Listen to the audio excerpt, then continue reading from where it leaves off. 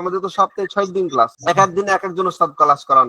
India থেকে একজন মিশরের ওস্তাদের কাছে ক্লাস আছেন, ঢাকা থেকে আমাদের শাইখুল হাদিস সাহেব আছেন, উনি ক্লাস করান।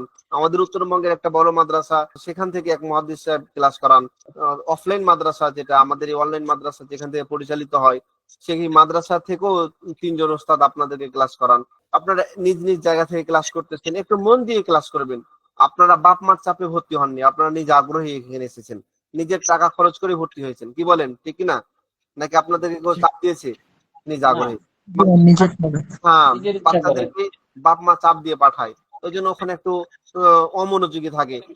তা আপনারা তো সবাই বুঝবান, কেউ ইঞ্জিনিয়ার আছেন, কেউ ডাক্তার আছেন, বিভিন্ন ভাই মাদ্রাসায় হাফেজ সাহেব খেদমত করছেন।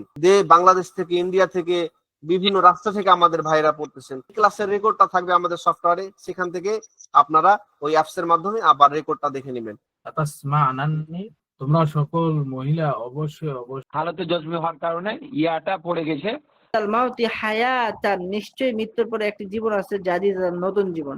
সব স্তরের মানুষগুলাই ক্লাসগুলো যাতে বুঝতে পারেন, এই প্রতিষ্ঠানে ইনশাআল্লাহ পাওয়ানো হবে। আপনারা বাংলা বলেন সারিরুন মাজমুতলাক মারুফ কিভাবে গঠন করতে হয় সেটাও জানলাম। বিসমিল্লাহ কাহিনী যখন ওযু শুরু করা হবে, সীমিত সময়ের মধ্যে অধিক জ্ঞান অর্জন করুন।